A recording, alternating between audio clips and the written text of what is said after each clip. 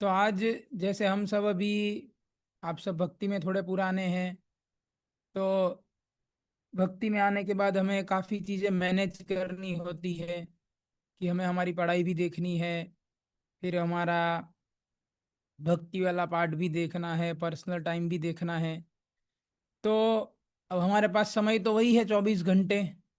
सबके पास 24 घंटे है, उसमें ही हमें जो कुछ भी करना है वो सब मैनेज करना होता है। तो कैसे किया जाए चीज़ों को, ताकि हम जो है हमारा कैरियर, हमारा पढ़ाई, हमारा पर्सनल टाइम, भक्ति वाला टाइम सब कुछ मैनेज कर सके। टाइम मैनेजमेंट नहीं होगा तो फिर जो है ना, कोई भी चीज़ ठीक से चलती नहीं है, और सबसे बड़ा प्रॉब्लम आता है भक्ति पे। क्योंकि पढ़ाई करना है वो तो करना ही है, या आगे चल के आपको नौकरी या बिजनेस करना होगा, तो उसमें तो टाइम देना ही पड़ेगा। आप उसमें ऐसा नहीं कह सकते ना कि मेरे पास टाइम नहीं है आज, तो ऐसे। तो टाइम मैनेजमेंट नहीं होगा तो सीधी सी बात है कि आपका भक्ति बंद हो जाएगा, और कहीं पे नुकसान नहीं होगा, क्योंकि बाकी चीजें करनी ही पड़ेगी, जिंदा रहना है तो संसार में। तो टाइम मैनेजमेंट क्यों जरूरी है और कैसे कर सकते हैं? सबसे पहला आप देखो, आप खुद सोचिए कि लैक ऑफ डिसिप्लिन अगर हमारे अंदर होगा, सेल्फ डिसिप्लिन, तो उससे क्या क्या हो सकता है।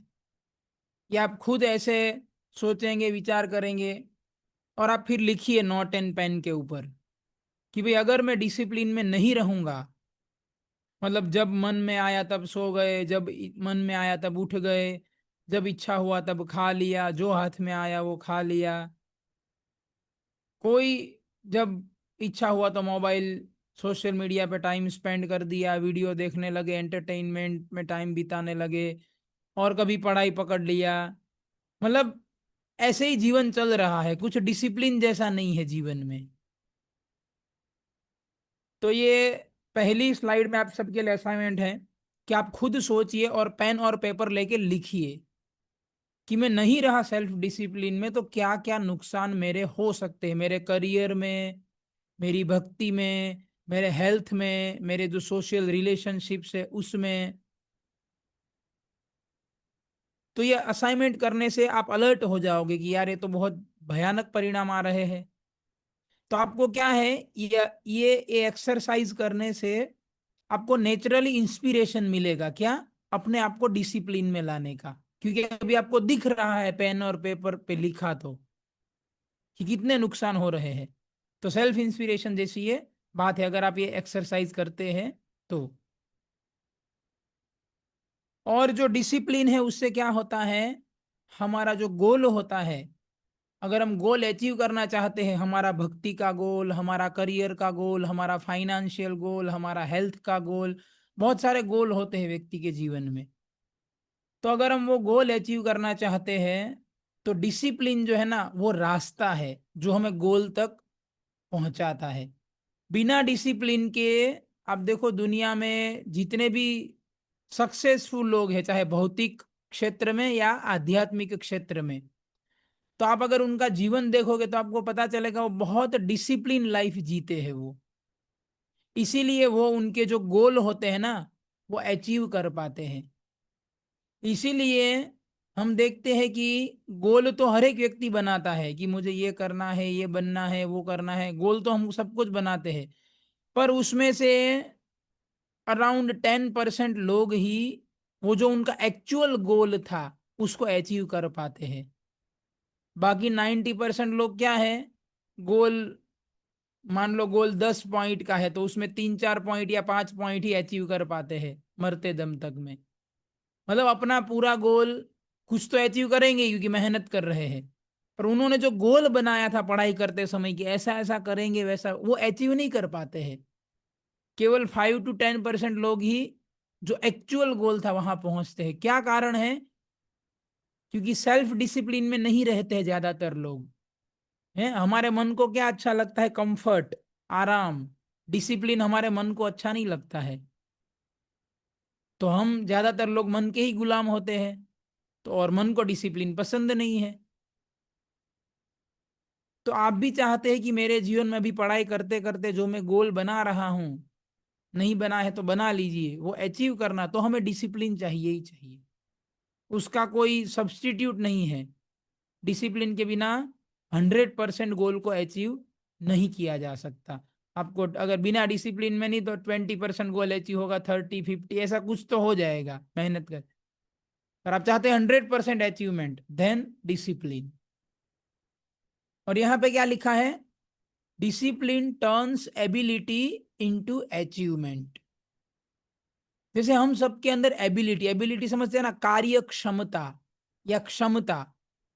हम सबके अंदर अलग अलग टैलेंट है, अलग अलग स्किल्स है, बहुत सारी चीजें हैं हम सबके अंदर, तो उसको एबिलिटी कहते हैं। अब उस एबिलिटी का इस्तेमाल करके अगर आपको कुछ अचीव करना है तो वो डिसिप्लिन ही करा देता है, डिसिप्लिन ही कर सकता है। वरना कई बार व्यक्ति के अंदर बहुत टैलेंट होता है, बहुत स्किल होता है, पर वो जीवन में कुछ अचीव नहीं कर पाता है, मतलब उसका जो टैलेंट है ना वो वेस्ट हो जाता है। क्यों वेस्ट हो जाता है? क्योंकि वो डिसिप्लिन में नहीं रहता।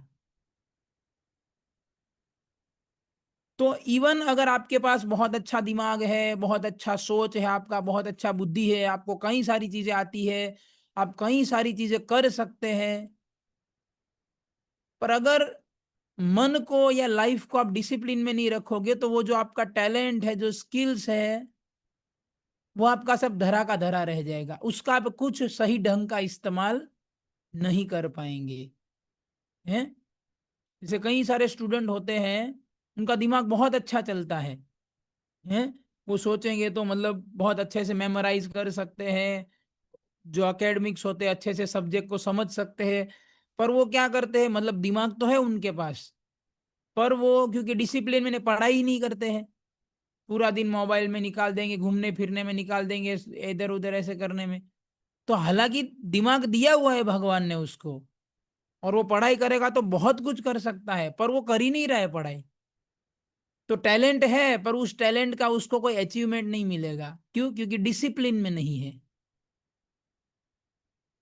और यहां तक कहा जाता है कि डिसिप्लिन में रहने से हमारे अंदर टैलेंट नहीं होता है ना तो भी हम बहुत सी चीजें अचीव कर सकते हैं। डिसिप्लिन इतना पावरफुल चीज है, क्योंकि वो व्यक्ति नए नए टैलेंट डेवलप करेगा, जो डिसिप्लिन में है ना वो सीखेगा, नई नई स्किल सीखेगा अगर नहीं आती है तो डिसिप्लिन जो है ना वो क्या है, वो फाउंडेशन है गोल तक पहुंचने का।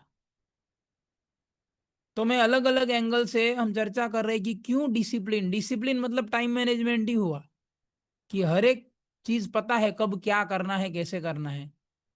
ठीक है। तो अभी जो है मैं आपको ये जो अभी स्लाइड आप देख रहे हो स्क्रीन के सामने, ये और इसके बाद वाला, ये दो स्लाइड इस पूरे प्रेजेंटेशन का सबसे मुख्य स्लाइड है। ठीक है। तो ये आप अपनी मोबाइल की स्क्रीन पे या लैपटॉप से जैसे भी देख रहे हैं आप, है ना, बिल्कुल ध्यान से देखिएगा मैं आपको जो बता रहा हूं अभी। ठीक है ना, थोड़ा सा भी इधर उधर नहीं होना आप। तो देखो, जैसे यहाँ पे मैं वन बाय वन समझा रहा हूँ। देखो यहाँ पे लिखा है तारीख, ये मैं थोड़ा मार्कर थोड़ा और बड़ा कर लेता हूँ ताकि आपको अच्छे से दिखे। ठीक है, अब ये कलर कर देते हैं यार, कलर ठीक है। तो देखो ये पॉकेट डायरी जो आती है ना जेब में, देखो देखो अभी ये मेरी जेब से ही मैं निकाल रहा हूँ, देखो ये मेरी जेब में है ये डायरी। इस कैमरा कैमरा फोकस नहीं कर पा रहा डायरी पे ठीक से। ये रहा, दिख गया ना आपको, देखो ये डायरी है। ऐसी डायरी उसी का फोटो, मतलब इस डायरी का फोटो नहीं है पर ऐसी डायरी, ये पॉकेट डायरी है। तो आप सबको क्या करना है, कल ही ऐसी एक डायरी खरीद लेना है, सबके पास होना चाहिए। और उसको आप जो है हमेशा अपने साथ ही रखिए, डायरी और पेन। तो आप बोलोगे अरे मेरे पास तो मोबाइल रहता है, मैं मोबाइल में ये बनाऊंगा। नहीं, मोबाइल उतना अच्छा नहीं है। कुछ रिसर्च किए गए थे, वो बताते हैं कि जब पेन और पेपर, पेन लेकर पेपर पे जब कुछ लिखा जाता है तो दिमाग उसको उसको अच्छे से ऑर्गेनाइज कर पाता है सिस्टमेटिक वे में। तो मोबाइल में हालांकि बहुत सारे एप्लीकेशंस आते हैं नोट्स के, रिमाइंडर के, और बहुत अच्छे अच्छे फंक्शन भी होते हैं, पर वो नहीं करना है। आपको फिजिकल डायरी ही रखना है जैसे मैंने बताया, और मैं खुद भी रखता हूँ ऐसी डायरी। तो अब देखो क्या क्या इसमें कैसे हैं। ये सबसे पहले कॉर्नर पे देखो, यहाँ पे डेट लिखा है, ये है डेट 21। तो आप अगर लिखोगे तो आपका, आप अगर कल से शुरू करोगे तो आपका कल का डेट आएगा 5 जुलाई। उसका है ना चार्जिंग लगा दो,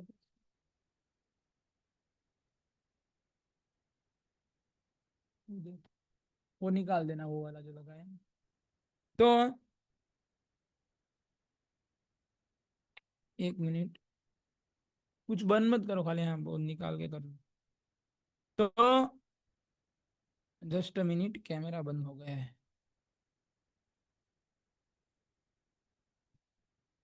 हरे कृष्णा। तो सबसे पहले कॉर्नर पे डेट लिखा है, ये क्या है, मैं पहले वो बता देता हूँ कि ये डायरी लेके आपको जो है ना, ये जो आगे का होता है हिस्सा, मतलब ये डायरी यहाँ से ओपन होता है, यहाँ से ऐसे, ये आगे का हिस्सा है, ठीक है, और ये है डायरी का पीछे का हिस्सा। तो ये पीछे के हिस्से से आपको लिखना शुरू करना है। जैसे ये पीछे का पेज है, तो यहाँ पर जो है ना, आप ऐसे, पीछे का ये पेज है, पीछे से शुरू किया है मैं, क्योंकि आगे से कुछ और करना है, इसीलिए मैं पीछे से बता रहा हूँ। तो आप ऐसे यहाँ पे कॉर्नर पे डेट लिखना। इसमें हम क्या करेंगे कि पूरे दिन में आप जितने बजे जो कार्य करेंगे वो सारे इसमें हमें नोट डाउन करते जाने हैं। कार्य करने के बाद, अभी मतलब कोई प्लानिंग नहीं है, मैं आपको 0 0 से समझा रहा हूँ कि टाइम मैनेजमेंट का शुरुआत कहाँ से किया जाता है, ठीक है। तो अभी आपका कोई टाइम मैनेजमेंट नहीं, कुछ भी नहीं है, आप 0 0 से हम स्टार्ट कर रहे हैं। तो डे 1 पे हमें करना है, हमने ऐसा डायरी खरीदा, उसके पीछे के पेज पलटा और यहां से हमने लिखना आरंभ किया। तो क्या, तो कल अब होगा मान लो 5 जुलाई, तो आप जब उठेंगे 5 जुलाई को, तो आप क्या करेंगे, जितने बजे उठे हैं, ये एक भक्त है उनका डायरी है, ये डायरी का फोटो है, ये रियल लाइफ फोटो है, ये बनाया हुआ नहीं है, एक्चुअल फोटो है ये। सबसे पहले वो उठे 3 बजे। तो देखो यहाँ पर सेक्शन बनाया हुआ है, देख रहे हो, ये वाला, ये करके ऐसे करके कॉर्नर है, देखो ये कॉर्नर, ये वाला। तो यहाँ पे एस मतलब आप कितने बजे सोए थे, ये एस, तो वो तो अगले दिन रात का आएगा। जैसे मैं कल भरूंगा 5 जुलाई को, तो सोने का टाइम कौन सा आएगा, 4 जुलाई रात का, आज रात का। तो स्लीपिंग टाइम क्या लिखा है, 10:05 PM, ठीक है। फिर सुबह आप अभी खाली, अभी देखो रात को सोएंगे तो पूरे पेज में खाली इतना ही लिखा होगा, इतना वाला ही लिखा होगा, बाकी पूरा पेज जो है ना वो ब्लैंक होगा। अब सुबह उठते ही आपको क्या करना है, डायरी में उठते ही ये लिख दो, वेकअप, वेकअप हुआ 3 बजे। ये तो 3 बजे उठते हैं, इसलिए आप जितने ही बजे उठे, 7 बजे, 8 बजे, जो भी, वॉट एवर। फिर क्या किया, तो उठ के सबसे पहले स्नान करते हैं। तो देखो यहाँ पे उसने लिख दिया, ये 3 से 3:30 स्नान, देख रहे हैं आप, एकदम क्लियर, 3 से 3:30। फिर उसने 3:30 से 4:30 क्या किया, तो बोले वो माला किया, ये 3:30 से, ये मंदिर में जो भक्त रहते हैं ना उसका डायरी का फोटो है। फिर 4:30 से 8 तो मंदिर में प्रोग्राम चलता है, पूरा मॉर्निंग प्रोग्राम, तो देखो ये 4:30 से 8, मतलब एक्टिविटी खत्म होने के बाद लिखना है, आप समझ रहे हैं। जैसे 8 बजे खत्म हुआ तो तुरंत वो क्या लिखेंगे कि भाई 4:30 से 8 टेम्पल। फिर 8 बजे वो गए भगवत गीता बांटने के लिए, जो हम घर घर सोसाइटी में जाते हैं, ठीक है। तो वापस आए 11 बजे, 11 बजे आके तुरंत उन्होंने लिख दिया डायरी में, क्या लिखा, 8 से 11 गीता डिस्ट्रीब्यूशन, ठीक है। फिर उन्होंने 11 बजे प्रसाद लिया, तो यहाँ पे लिखा है 11 से 11:30 लंच। फिर 11:30 वो सो गए जाके, डे रेस्ट। और जब उठे तो 12:30 को उठे, तो उन्होंने उठते ही तुरंत सबसे यहाँ क्या लिख दिया, 11:30 से 12:30 रेस्ट, ठीक है। सोने वाला जो टाइम है ना, सोने वाला वो इस ब्रैकेट में भी लिखना है यहाँ पे, ताकि हमें पता चले हम टोटल कितना सोए। ये वाला जो कॉर्नर वाला ब्रैकेट दिख रहा है ना आपको राइट साइड पे, तो देखो डी आर लिखा है ना, डी आर मतलब डे रेस्ट, ठीक है। तो यहाँ पे डे रेस्ट आएगा आपका। तो देखो अब आपको आश्चर्य होगा कि यहाँ पे तो उन्होंने रेस्ट का टाइम लिखा है 11:35 से 12:35, 1 घंटा। पर यहाँ पे तो लिखा है 45 मिनट डे रेस्ट। तो ऐसा कैसे, यहाँ पे 1 घंटा लिखा, यहाँ पे 45 मिनट। क्योंकि 11:35 पे वो बेड पे गया था। बेड पे जाते ही 1 मिनट में थोड़ी नींद आ जाएगा, आप समझ रहे हैं। तो 11:35 को बेड पे गया था, पर उसको नींद आया था 10 मिनट बाद। तो एक्चुअल उसका नींद 45 मिनट का ही हुआ। भले इधर गया 1 घंटा, पर नींद कितना हुआ?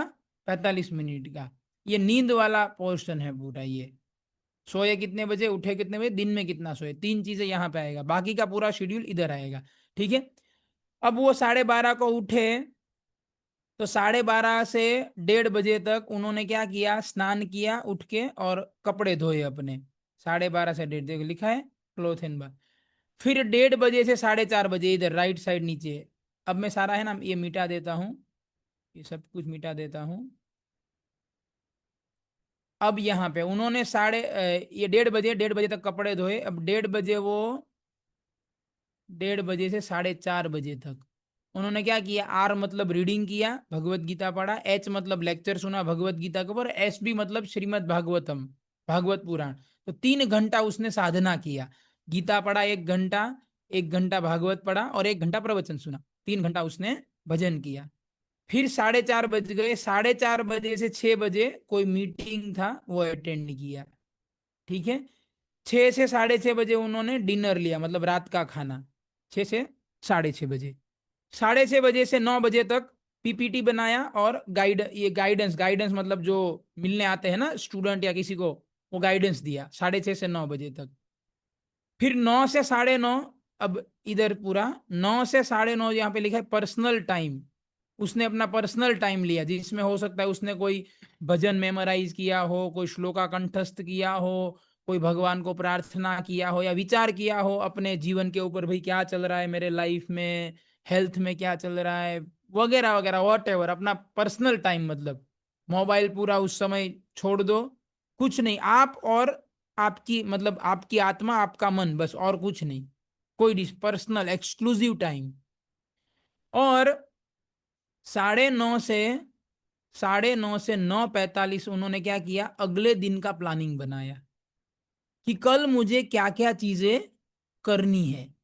और 9:45 को वो सोने के लिए। आप देख रहे हैं, पूरे दिन में आप देखिए, एक भी मिनट जो है ना यहाँ पे मिसिंग नहीं है। वो सुबह 3 बजे उठे, तब से लेके रात को पौने 10 बजे सोए, एक एक मिनट का हिसाब उसके पास है कि मैंने कब क्या किया। और केवल हिसाब ही नहीं है, एग्जैक्ट जैसे बताया ना, किस समय पे क्या किया, मतलब किस किस प्रवृत्ति में मेरा कितना समय गया। सोने में कितना समय गया, खाने में कितना समय गया, माला करने में कितना समय गया, ये जो भजन करना गीता भागवत उसमें कितना समय गया, कितना समय मैंने काम किया, कितना समय से पूरा का पूरा A to Z, यहां तक कपड़े धोने तक का लिखा हुआ है कि कितना समय गया। तो ये प्रवृत्ति, ये वाला जो है, आप 7 दिन तक करेंगे ना लगातार, 7 दिन या 10 दिन जो भी, तो आपको एक रफ अंदाजा लग जाएगा कि आपका कितना समय कहाँ पे जा रहा है। समझ रहे हैं? एक रफ एस्टिमेशन आ जाएगा। जैसे मान लो आप कल से लिखना शुरू करेंगे, तो कल शनिवार है, तो कल से लेके अगले रविवार तक, मतलब कल शनि रवि और उसका अगला रविवार, 8 दिन। फिर 8 दिन के बाद सोमवार को आपको बैठना है, 8 दिन का शेड्यूल अपने सामने करके, और उसमें देखिए एनालिसिस कीजिए, मेरा सोने में कितना टाइम जा रहा है, खाने में कितना जा रहा है, इधर कितना जा रहा है, उधर कितना जा रहा है, ये कितना जा रहा है, वो कितना जा रहा है।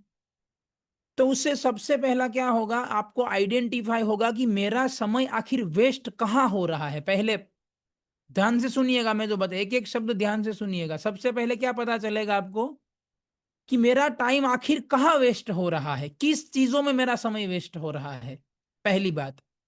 दूसरी बात क्या पता चलेगी, कितना वेस्ट हो रहा है, 1 घंटा, 2 घंटा, 3 घंटा, 5 घंटा। पहले क्या पता चलेगा, किस जगह पे वेस्ट हो रहा है, किस चीजों में। दूसरा पता चलेगा एग्जैक्ट कितना वेस्ट हो रहा है, एकदम मिनट मिनट का आपको पता चलेगा कि एग्जैक्ट मेरा इतना समय मेरा वेस्ट हो रहा है। तीसरा आपको क्या पता चलेगा कि मैं वास्तव में कितना सोता हूं। जैसे आप देखो, ये सोने वाला सेक्शन इसीलिए हमने अलग रखा है, देख रहे हो ना आप, ये वाला, ये 3, ये तो 10 बजे सोए थे, 3 बजे उठे, कितना 5 घंटा हो गया, और 45 मिनट दिन में सोए, तो भाई 6.25 घंटा हुआ। ऐसे आप 7 दिन का एवरेज, तो आपको पता चलेगा आप कितना सोते हैं, वो आपको अंदाजा आएगा इससे। आप समझ रहे हैं बात को? तो मैं आशा करता हूँ क्लियर हो रहा होगा मैं जो बता रहा हूँ एक एक चीज। अगर कुछ भी आपको कंफ्यूजन रहता है तुरंत चैट बॉक्स में लिखिए, हम, क्योंकि ये मेन स्लाइड है पूरे प्रेजेंट। अगर ये समझ में नहीं आया तो कोई काम का मतलब का नहीं है फिर टाइम मैनेजमेंट का लेक्चर, यही मुख्य है, क्योंकि आपको ये करना है। ठीक है, तो क्लियर हो गया। अभी हम नेक्स्ट स्लाइड पे बढ़ते हैं। ये है आगे का पेज, ये हम लिख रहे थे डायरी के पीछे, पीछे लिख रहे थे, पीछे का हर रोज, इधर 21, मतलब इधर 5 जुलाई, फिर इधर 6 जुलाई, इधर 7 जुलाई, इधर 8 जुलाई, ऐसा आपको लिखते जाना है। अब ये है डायरी का आगे का हिस्सा। यहाँ पे आप क्या शुरू करोगे, जैसे देखो मैं मेरा अपना बता रहा हूं, देखो ये मेरा अपना लिखा हुआ है, मेरा खुद का, इसको टू डू लिस्ट कहते हैं। स्क्रीन पे भी दिख रहा है, मेरी खुद की डायरी में भी दिख रहा है आपको। ये कैमरा ठीक से फोकस नहीं कर पा रहा है, पर ये लिखा हुआ है, ठीक है। तो टू डू लिस्ट में क्या होता है, आपको जैसे जो भी, जैसे मान लो आप इमेजिन कीजिए, ये जो आपको स्क्रीन पे, एक मिनट, ये जो आपको स्क्रीन पे दिख रहा है ना, एक मिनट ना, वीडियो बंद हो गया।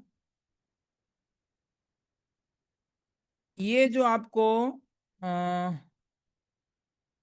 आप समझ लीजिए कि अभी ये पूरा पेज खाली है, आप ये समझ, ये तो भरा हुआ पेज है, पर क्योंकि मैं आपको समझा नहीं इसलिए, पर आपके पास डायरी आएगा तो आपका पेज तो पूरा खाली होगा। तो इसमें क्या करना है, आपको जो जो चीजें याद आती है ना करने की, वो इसमें लिखती जानी है। जैसे मान लो यहाँ पे लिखा है पोस्टर टाइम, मतलब कि ये तो मेरी ही डायरी का फोटो है, मतलब ये टाइम मैनेजमेंट का मुझे पोस्टर बनाना था, तो ये मैंने कोड वर्ड में लिखा है कि भाई टाइम मैनेजमेंट का पोस्टर। तो मैंने जैसे ही मेरे को पता चला, मैंने इधर लिख दिया कि मुझे पोस्टर बनाना है टाइम मैनेजमेंट के लेक्चर का। ये अभी की डायरी का फोटो नहीं है, बहुत पहले का पीपीटी है, तब का फोटो है। फिर मुझे दूसरा काम मिला कि भाई मुझे गूगल फॉर्म बनाना है, देखो मैंने तुरंत लिख दिया। फिर तीसरा मुझे पता चला मुझे मीटिंग करना है इधर, फिर कैंप करना है उसका प्लानिंग, क्लास लेक्चर देना है उसका तैयारी करना है, फिर पेरेंट्स मम्मी पापा को कॉल करना है, कॉलेज में जाना है, विजिट करना है, आईवाईएफ का मीटिंग करना है, फिर आरती का प्रिंटिंग लेना है, अल्टर के कपड़ों का करना है, लीडर्स का मीटिंग करना है, और द्वारका यात्रा का प्लानिंग।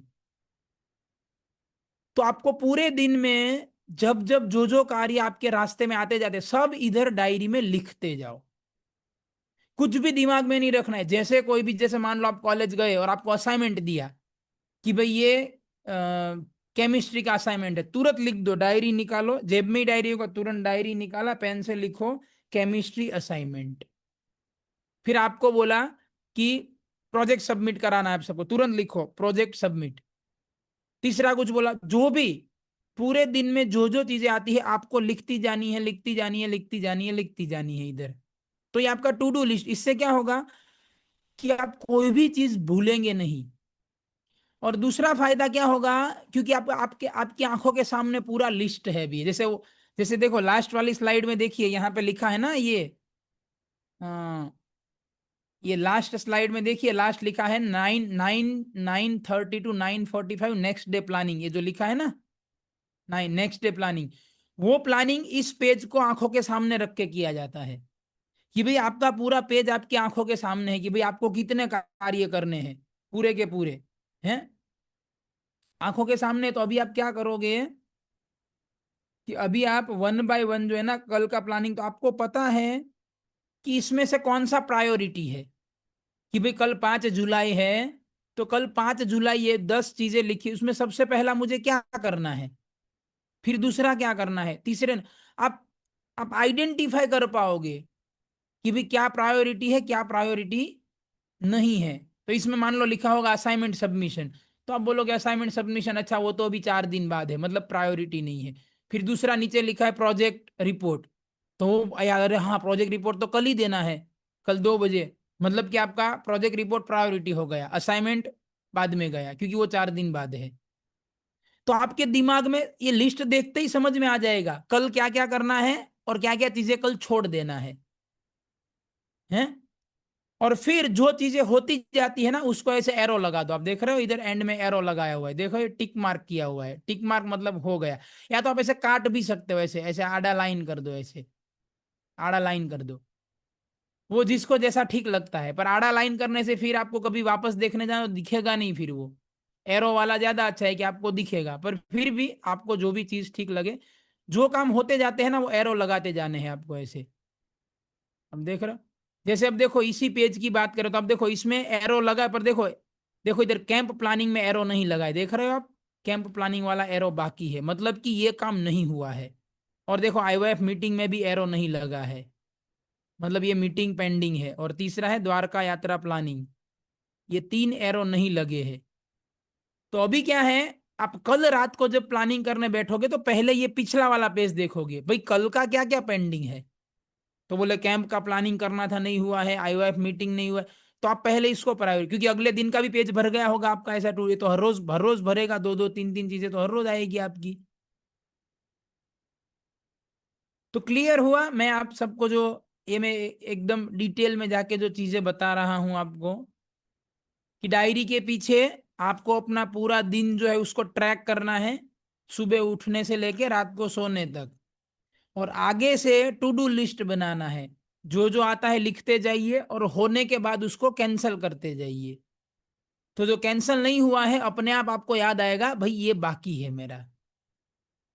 तो ये टू डू लिस्ट जो है वो क्या है, वो रात को देखा जाता है जनरली, रात को सोने से पहले, ताकि आप कल का प्लानिंग कर सको। अब मान लो रात को कभी लेट हो गया, आप बहुत थक गए, कुछ भी नहीं, तो क्या करो, अगले दिन सुबह आपको उठ के स्नान करके माला करने के बाद सबसे पहला कार्य क्या करना है, टू डू लिस्ट खोलना है, क्योंकि कल रात को आपको टाइम नहीं मिला था प्लानिंग करने का। तो सबसे पहले माला खत्म करने के बाद, क्योंकि माला तो करना ही है, उसमें क्या प्लानिंग करना, माला खत्म करके सुबह सबसे पहले टू डू लिस्ट खोलो, भाई आज क्या कब कितना करना है। तो आप देखने जाओगे तो ये बहुत सिंपल सा एक्सरसाइज है। 20 रुपए का डायरी आता है, 5 रुपए का पेन आता है, 25 रुपए का खर्चा करना, और एक डायरी आपका 1 महीना चलेगा। ये मैंने बताया, पूरी एक्सरसाइज आप महीना करोगे ना, और इस डायरी में और कुछ नहीं लिखना है, ये एक डायरी एक्सक्लूसिवली टाइम मैनेजमेंट का ही डायरी है। आगे टू डू लिस्ट, पीछे से मेरा शेड्यूल। तो हर महीने आपका केवल 25 रुपए का खर्चा आएगा, उससे ज्यादा नहीं आएगा। पर उससे जो फायदा होने वाला है ना, वो हमारी सोच से भी कई गुना ज्यादा है। पर ये फायदा आपको कब पता चलेगा, जब आप कम से कम 1 महीना इसको करोगे। जैसे अभी हो रहा है 4 जुलाई, तो आप अगली 4 अगस्त तक आप सब कल ही डायरी खरीद लीजिए, और अगला 1 महीना आप सबको ये करना है। ये हमारा वीकली क्लास वाला ग्रुप में जितने मेंबर है, सबको ये एक्सरसाइज करना ही है। तो अगर ये 1 महीना आप करेंगे ना, तो उसके बाद आपको समझ में आएगा कि ये छोटी चीज है, पर कितनी शक्तिशाली चीज है ये। और हर 7 दिन पे क्या करना है, जैसे मैंने बताया, हर सोमवार को या कोई भी दिन फिक्स कर दीजिए, आपको पिछले 7 दिनों का एनालिसिस करना है। जैसे मान लो आपने सोमवार फिक्स किया, चलो पिछले सोमवार से लेके रविवार तक एनालिसिस कीजिए, कहाँ कितना टाइम गया, कितना वेस्ट हुआ, कितना प्रोडक्शन टाइम हुआ, कितने बजे सो रहे, कितने बजे उठ रहे, दिन में कितना सोना, वॉट एवर, पूरा 7 दिन का एनालिसिस। और फिर एक्शन प्लान बनाना है, कि अच्छा देखो मैं हर रोज रात को सोने में लेट हो रहा है, मतलब उसको जल्दी करना है। या तो मैं 10-10 घंटा सो रहा हूं, अब 6-7 घंटे की नींद बहुत हो गई। तो आपको एग्जैक्ट पता चलेगा मुझे किस जगह पे मुझे काम करना है, मेरे अंदर क्या क्या प्रॉब्लम्स है, वो आपको पता चलेंगे। फिर टाइम वेस्ट पता चलेगा, कि अच्छा देखो मेरा मोबाइल में सोशल मीडिया मेरा 2 घंटा जा रहा है, जिसका कोई जरूरत नहीं है। तो बोले इसको कम करना है मुझे धीरे धीरे। तो पिछले 7 दिन का एनालिसिस करके अगले 7 दिन का एक्शन प्लान बनाना है, कि अगले 7 दिन में आपका फोकस क्या है। तो भाई बोले मेरा खाना खाने में 1.5 घंटा जाता है पूरे दिन में, जो मुझे 1 घंटा करना है। तो अगले 7 दिन आप फोकस करोगे खाना खाने का जो टाइम है उसको रिड्यूस करने के ऊपर। या तो आपको पता चला कि मैं हर रोज 12-1 बजे सोता हूं, जो मुझे 11 बजे का करना है, तो आप अभी फोकस करोगे सोने का जल्दी करने के ऊपर, ऐसे कोई भी। तो पिछले 7 दिन का एनालिसिस, उसके बेसिस पे अगले 7 दिन का एक्शन प्लान, किस किस एरिया में मुझे वर्क करना है, फोकस करना है। वर्क तो हर एरिया में करना है, फोकस किस एरिया में ज्यादा देना है। तो क्लियर हो गया सबको ये। आगे बढ़ते हैं कि गो ग्रेजुअली प्रिंसिपल हमें याद रखना है, क्योंकि आप ये एनालिसिस करेंगे ना तो आपको आपकी बहुत सारे प्रॉब्लम्स आपको मिलेंगे। टाइम वेस्ट मिलेगा, आपको सोने उठने का टाइम या सोने का वॉट एवर बहुत सारा प्रॉब्लम्स मिलेंगे। तब अब बात आती है उसको ठीक करना है। तो कैसे ठीक करना है? 2 दिन 4 दिन में नहीं, धीरे धीरे जाना है गो ग्रेजुअली। तो गो ग्रेजुअली करने से क्या होगा? Slowly but surely.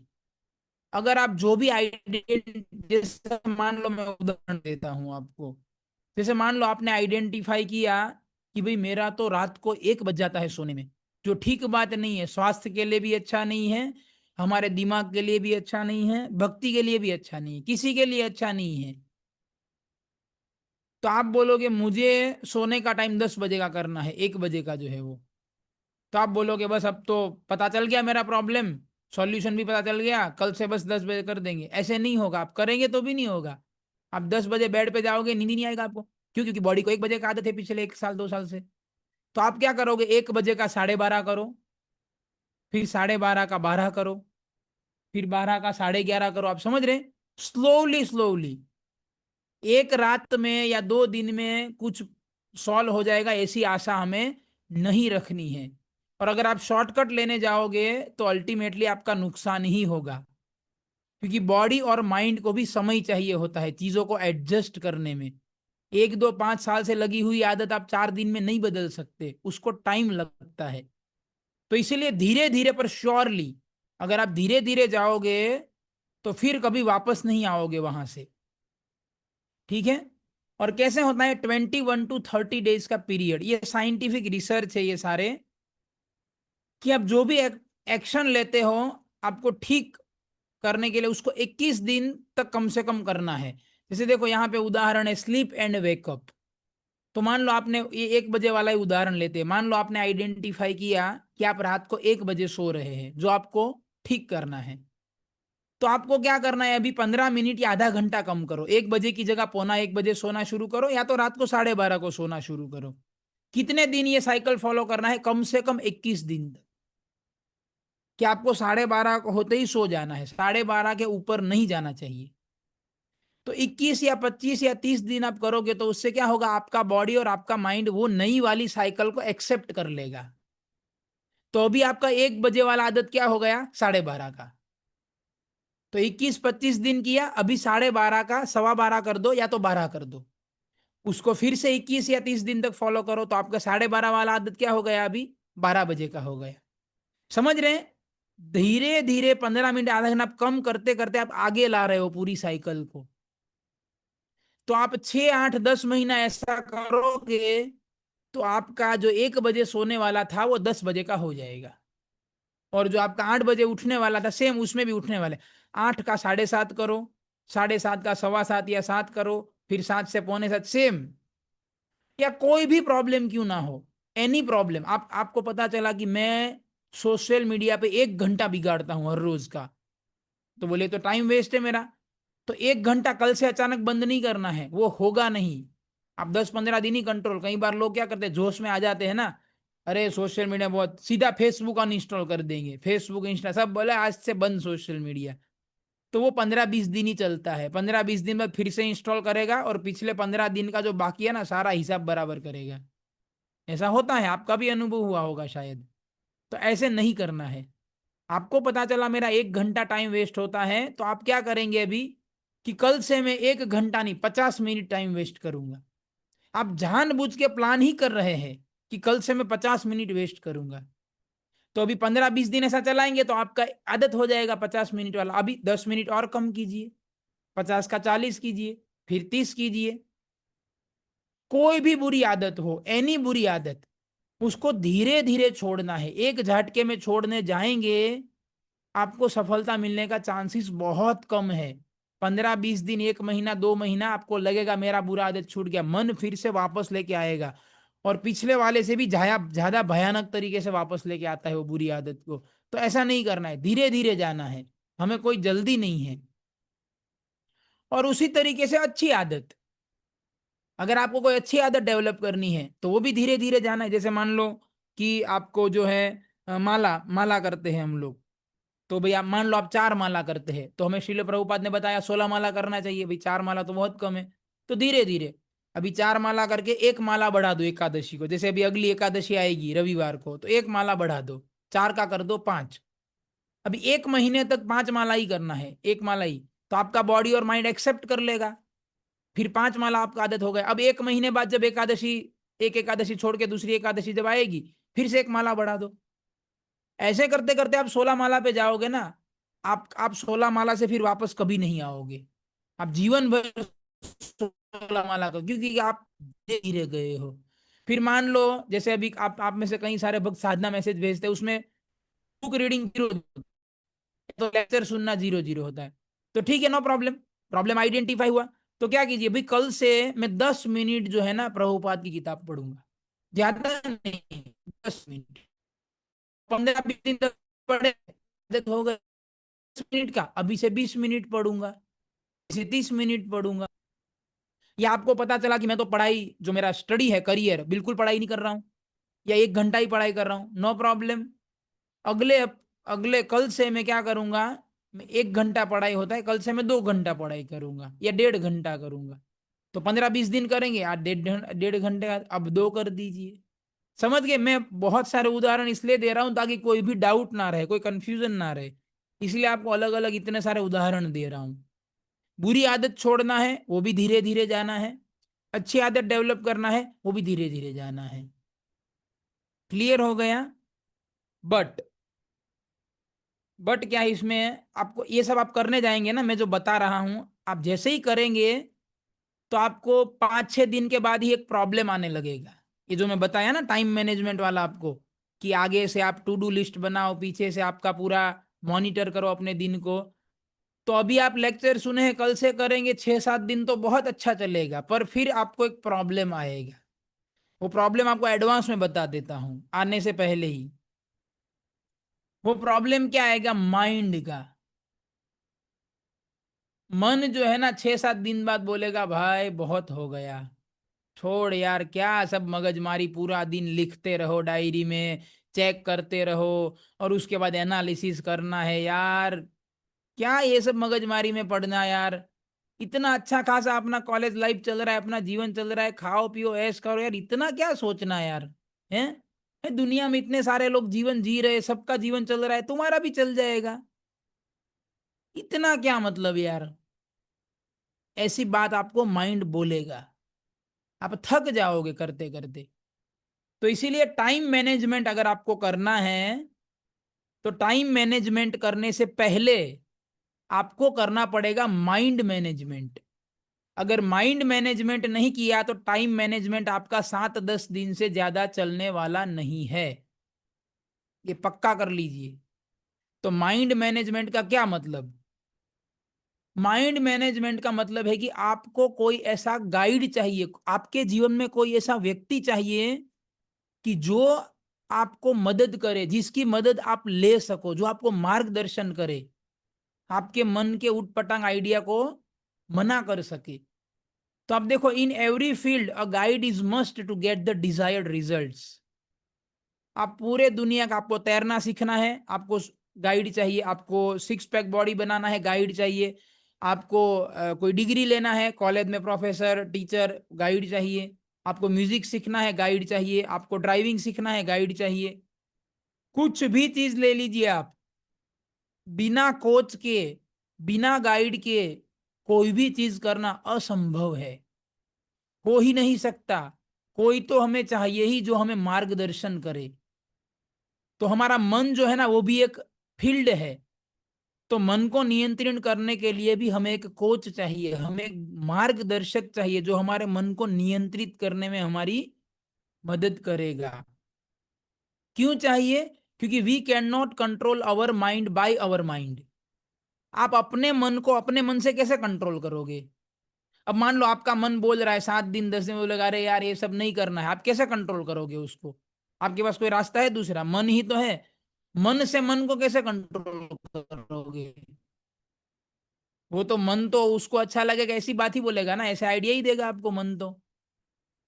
मन से मन को कंट्रोल करना मतलब चोर को सोना पकड़ा देना। बोले भाई मेरे पास ये 5 लाख रुपए का सोना है, आप चोर से गाइडेंस ले रहे हो, भाई इसको मैं कहाँ पे रखूं ताकि मेरा चोरी ना हो। तो वो चोर क्या गाइडेंस देगा आपको, ऐसी जगह पे रखने के लिए बोलेगा जहां सबसे पहले वही उठा सके। आप उस पर भरोसा कर रहे हो। तो हम क्या करते हैं, प्लानिंग करते हैं हमारे माइंड से। हमारा माइंड का सा अब ऐसे करूंगा, अब ऐसे करूंगा, वैसे करूंगा। अरे भाई चोर को पूछ के प्लानिंग बना रहे। क्यों? क्योंकि मन जो है वो तो बदमाश है। भगवान गीता में बोले कि हमारा मन कंट्रोल में नहीं है, तो आप मन को पूछ के जो भी प्लान बनाओगे वो आपको नुकसान होगा ऐसा प्लान ही देगा। आपको लगेगा मेरे को मजा आ रहा है। आप देखो, आप मन को बोलोगे सुबह उठ के प्राणायाम करता हूँ, योग करता हूँ, मन कभी नहीं हाँ बोलेगा। क्या जरूरत है, इतना अच्छा हेल्दी तो है तू, अच्छा खासा तो है, क्या योग के चक्कर में पड़ना। जल्दी सो जाना। अरे जल्दी सो के क्या करेंगे, रात को कितना मजा आता है मोबाइल चलाने में। मन कभी आपको ऐसा आइडिया नहीं देगा जिससे आपका फायदा होने वाला है।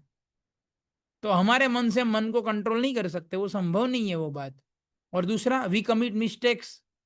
हमसे कई सारी गलतियां होती है, तो कोई चाहिए जो हमें हमारी गलती दिखाए और सुधारने में मदद करे। We don't know everything that is necessary for our growth. और हमारे लिए जो अच्छा है सब कुछ थोड़ी हमें पता है। हमारे करियर के लिए, हमारे हेल्थ के लिए, हमारी भक्ति के लिए जो अच्छा है हमें थोड़ा बहुत पता है, सब कुछ तो नहीं पता है ना हमें कि हमारे लिए अच्छा क्या है। तो हमें दूसरों को पूछना पड़ेगा, भाई मेरे लिए अच्छा क्या, आप बताइए। And we can not go long on our on strength. जैसे मैंने बताया ना, 7, 10, 15 दिन करेंगे ना, फिर आप हथियार डाल देंगे। हम अपने बलबूते पे बहुत ज्यादा दिन तक, बहुत ज्यादा दूर नहीं जा सकते। Mind is very strong, so we need constant inspiration to get rid of wrong mind setup. मन बहुत बलवान है। अर्जुन बोले ना, भगवत गीता 6 अध्याय, प्रमाथि बलव दृढ़ वायोरिव सुदुष्कुरम। बोले भगवान, अर्जुन बोले कि मैं वायु को कंट्रोल कर सकता हूं पर मेरे मन को कंट्रोल, अर्जुन का ये हाल है, इतना बड़ा वॉरियर। आप और मैं क्या अर्जुन के सामने। तो अर्जुन बोले बड़ा मुश्किल है मन को कंट्रोल करना। तो इसीलिए हमें कांस्टेंट इंस्पिरेशन चाहिए। कोई व्यक्ति ऐसा चाहिए जो हमें बार बार इंस्पायर करता रहे कि नहीं, यू कैन डू इट, आप कर सकते हो प्रभु, आप कीजिए, आप करते रहिए। ऐसा कोई व्यक्ति चाहिए हमें लाइफ में, है। वरना हम ज्यादा दूर नहीं जा सकते हैं।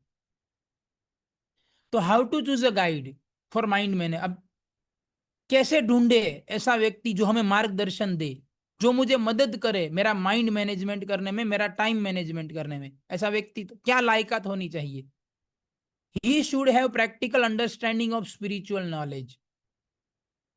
ऐसे व्यक्ति से हमें मार्गदर्शन लेना चाहिए जिसको भगवत गीता, भागवतम, रामायण, महाभारत जो आध्यात्मिक पुस्तकें है उसके सिद्धांत पता हो। ना कि अरे प्रभु जी उसने डबल पीएचडी किया है मैं उससे गाइडेंस लूंगा। अरे वो खुद अपने दिमाग से परेशान है, पीएचडी भले किया है, वो खुद ही परेशान है, उससे क्या, वो क्या गाइडेंस देगा। वो पीएचडी के फील्ड में गाइडेंस दे सकता है, आपको पीएचडी कैसे करना है बता सकता है वो, पर जीवन से रिलेटेड आपका टाइम मैनेज वो नहीं दे पाएगा ठीक से। क्यों? क्योंकि उसको खुद ही मालूम नहीं है। तो माइंड जो है वो आध्यात्मिक चीजों से ही कंट्रोल किया जा सकता है, भौतिक चीजों से नहीं। तो भौतिक ज्ञान वाला कितना भी बड़ा डॉक्टर हो, इंजीनियर हो, पीएचडी वाला हो, वो गाइड का रोल नहीं कर सकता। गाइड का रोल वही व्यक्ति कर सकता है जिसके पास आध्यात्मिक ज्ञान हो। दूसरा, his life style should be as per the scriptures like Bhagavad Gita and etcetera. उसका अपना जीवन जो है ना वो शास्त्रों के आधार पे हो। ऐसा है, ऐसा नहीं बातें तो बड़ी बड़ी कर रहा है रामायण, महाभारत, भगवत गीता से, और अकेले में बीड़ी पी रहा है नशा कर रहा है। ऐसे नहीं, ऐसे नहीं होना चाहिए। उसका अपना जीवन, शास्त्र में जो नियम बता उसके हिसाब से उसका जीवन होना चाहिए, खुद का जीवन। He should not be money minded. भाई आपको जो है ना, मैं गाइडेंस दूंगा पर आपको हर महीने मुझे 1,000 रुपए देने पड़ेंगे, हैं। या तो पैसे नहीं मांगेंगे तो भाई मुझे है ना इस चीज की जरूरत है, आप थोड़ा मुझे खरीद के दे दो ना। पैसों में उसका इंटरेस्ट नहीं होना, मतलब आपको गाइडेंस दे रहा है तो बदले में आपसे उसको कोई आशा नहीं होनी चाहिए कि ये बाद में जॉब करेगा तो मेरे को पैसा देगा, मेरे को गिफ्ट देगा, मेरे को ये करेगा, वो करेगा। वो स्वार्थी व्यक्ति है, वो क्या आपको गाइडेंस देगा? वो तो अपना अपना स्वार्थ निकाल रहा है वो। ऐसा व्यक्ति कभी आपको गाइडेंस नहीं दे सकता। क्लियर हो गया? सबसे पहला उसको आध्यात्मिक ज्ञान होना चाहिए। दूसरा, उसका अपना जीवन आध्यात्मिक ज्ञान के अनुसार होना चाहिए।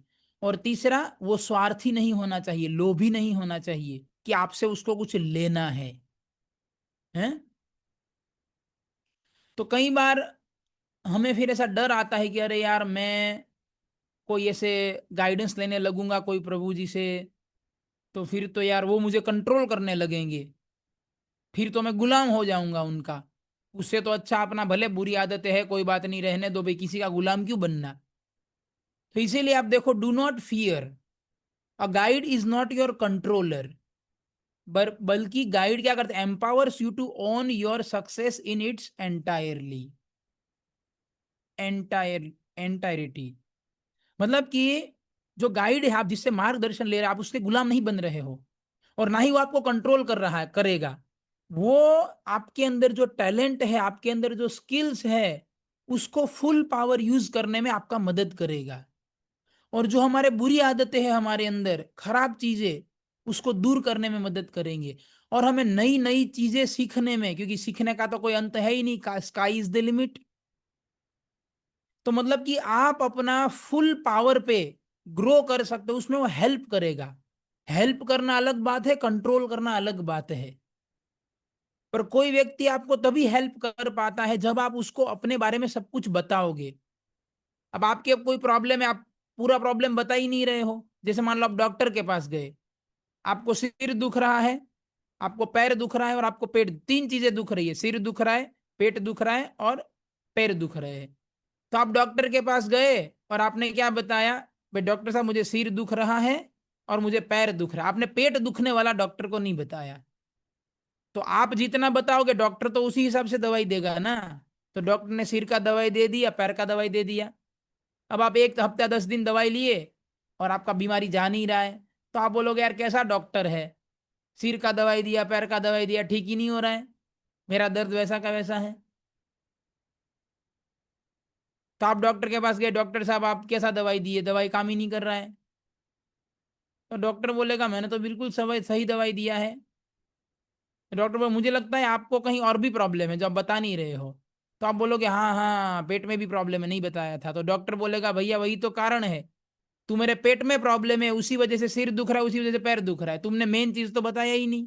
बाकी सब बता रहे हो तुम, इधर का उधर का ये वो। समझ रहे हैं? तो डॉक्टर के पास तो दवाई है, डॉक्टर के पास ज्ञान भी है, पर आप प्रॉब्लम बताओगे तब तो दवाई देगा ना वो। आप आधा प्रॉब्लम ही बता रहे हो, तो वो कैसे आपको दवाई देगा? और उसका दवाई फिर काम भी नहीं करेगा।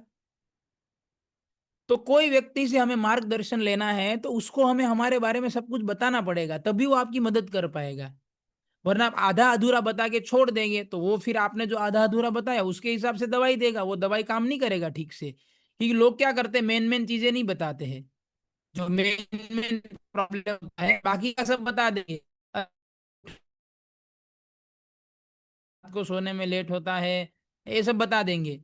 पर ये नहीं बताएंगे कि रात को सोने में क्यों लेट होता है, क्योंकि मैं रात को सिनेमा देखता हूँ, रात को पोर्नोग्राफी देखता हूँ, वो नहीं बताएंगे। हैं? और या तो बोले मेरा पता नहीं, मेरा बहुत ही दिमाग डिस्टर्ब होता है, तो वो नहीं बताएंगे बाहर जाके अंडा खा रहे, चिकन खा रहे, वो नहीं बताएंगे। तो जो मेन मेन प्रॉब्लम होते हैं ना, वो नहीं बताते, छोटे मोटे बता देंगे। तो फिर आप छोटे मोटे बताओ, उस हिसाब से वो सॉल्यूशन काम नहीं करेगा आपका। क्योंकि डॉक्टर का दवाई तभी काम करता है जब आप पूरा पूरा बीमारी बताओ। आधा बीमारी बताने से कभी कोई दवाई काम नहीं करता है। तो हम जो मार्गदर्शन लेते हैं, तो हमें ऐसा नहीं समझना चाहिए कि भाई मेरे को कंट्रोल करने लगेंगे या क्या, ऐसे नहीं होता है। भक्ति में हमेशा मदद करते हैं हमें जो लोग होते हैं वो। और दूसरा है, do not hesitate. How long will you struggle alone? Hesitate मतलब हिचकिचाना, कि अरे कैसे करे, क्या बताए, हैं? तो आखिर कब तक अकेले संघर्ष करोगे?